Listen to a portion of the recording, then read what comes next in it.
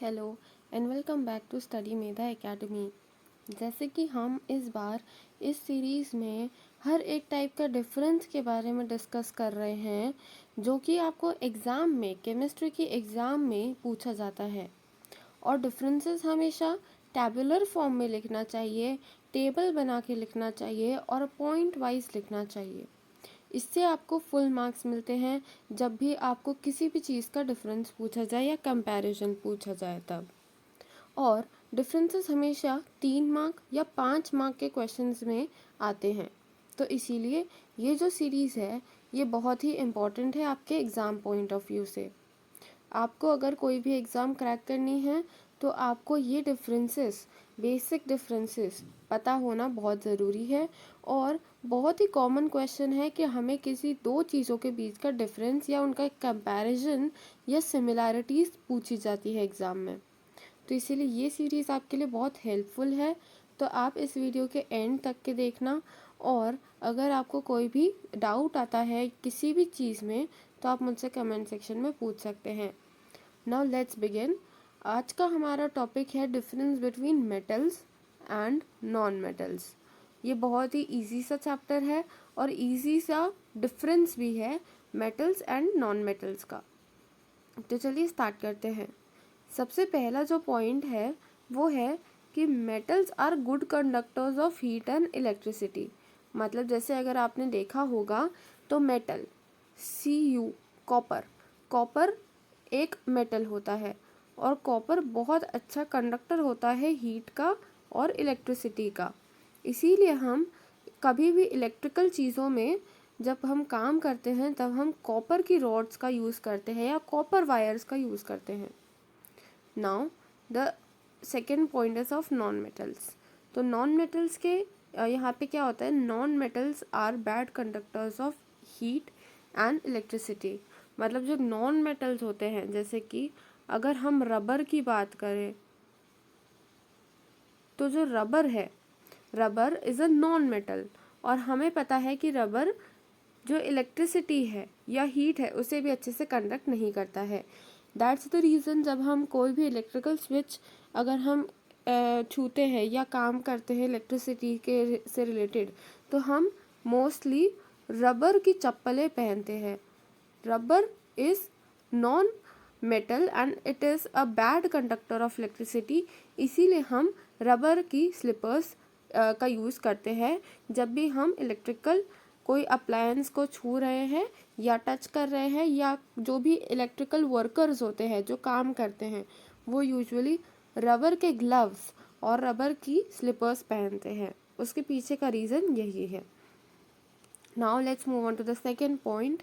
Second point है कि metals are malleable, that is they can be beaten into sheets.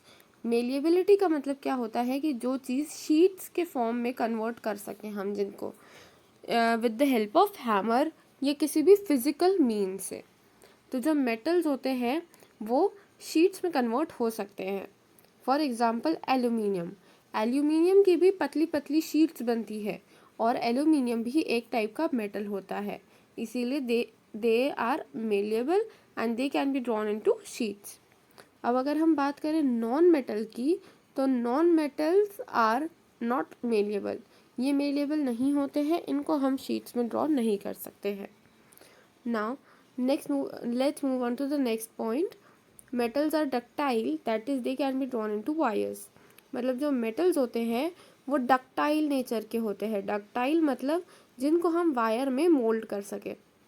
तो जैसे कि आपको पता है कि कॉपर इज अ मेटल और कॉपर के वायर्स भी होते हैं, उसको हम वायर के फॉर्म में ला सकते हैं। इसीलिए metals are ductile as well as malleable. और नॉन मेटल्स की अगर हम बात करें तो non metals are not malleable as well as not ductile. वो डक्टाइल भी नहीं होते और मेलेबल भी नहीं होते। ना तो हम उनकी शीट्स बना सकते हैं, ना ही हम उन्हें वायर के फॉर्म में यूज़ कर सकते हैं। Now let's move on to the next point, and next point is कि metals are sonorous and non-metals are not sonorous. Sonorous का मतलब होता है कि वो एक साउंड प्रोड्यूस करते हैं। जब भी दो मेटल्स एक दूसरे से टकराते हैं तो वो एक सोनोरस साउंड प्रोड्यूस करते हैं।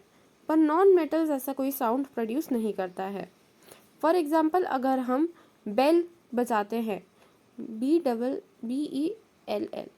बेल, अगर हम बेल बजाते हैं तो जो साउंड प्रोड्यूस होता है वो प्रोड्यूस होता है क्योंकि बेल जो है वो एक मेटल से बनी होती है और वो बेल मेटल से बने होने के कारण एक सोनरस साउंड प्रोड्यूस करती है। Now let's move on to the next point. Next point is metal have high tensile strength due to high attraction between molecules. मतलब इनकी जो टेंसाइल स्ट्रेंथ होती है वो बहुत ज़्यादा हाई होती है, मतलब ये जल्दी टूट नहीं सकते, इनको हम ब्रेक नहीं कर सकते हैं। और non metals have very low tensile strength due to low attraction between their molecules. मतलब यहाँ पे फोर्सेस ऑफ अट्रैक्शन बहुत लो होता है, इसीलिए नॉन मेटल्स जो है ये लो टेंसाइल स्ट्रेंथ के होते हैं। जबकि मेटल्स में क्या होता है कि जो मॉलिक्यूलर फोर्सेस होते हैं, अट्रैक्शन उनमें बहुत ज़्यादा होता है और अट्रैक्शन हाई होने के कारण उनकी टेंसाइल स्ट्रेंथ भी हाई होती है। Now let's move on to the next point. और next point is they have high density. metals की density high होती है और non metals की density low होती है। और metals have high melting and boiling points और non metals have low melting and boiling points। वहीं metals can combine with oxygen to form basic oxides। मतलब जब भी हम मेटल को ऑक्सीजन के साथ में रिएक्ट करते हैं तो वो बेसिक ऑक्साइड बना लेता है। और अगर हम नॉन मेटल को ऑक्सीजन के साथ में कंबाइन करते हैं, नॉन मेटल प्लस ऑक्सीजन, तो वो एसिडिक ऑक्साइड्स बनाता है। मतलब यहाँ पे हमें बेसिक ऑक्साइड्स मिलते हैं और यहाँ पे हमें एसिडिक ऑक्साइड्स मिलते हैं। तो ये था difference between metals and non metals. ये बहुत सारे पॉइंट्स हैं, आप इनमें से कोई भी 5 पॉइंट्स अगर आप लिख के आएंगे तो आपको फुल 5/5 पॉइंट्स मिल सकते हैं, मार्क्स मिल सकते हैं। और अगर 3 मार्क का क्वेश्चन है तो आप इनमें से कोई भी 3 पॉइंट्स लिख सकते हैं। तो ये वीडियो हम अब यहीं पे एंड करते हैं। आई होप आपको ये लेक्चर समझ में आया होगा। अगर आपको कोई भी डाउट है तो आप मुझसे कमेंट सेक्शन में पूछ सकते हैं। Thank you so much for watching this video till the end. Please like, share and subscribe.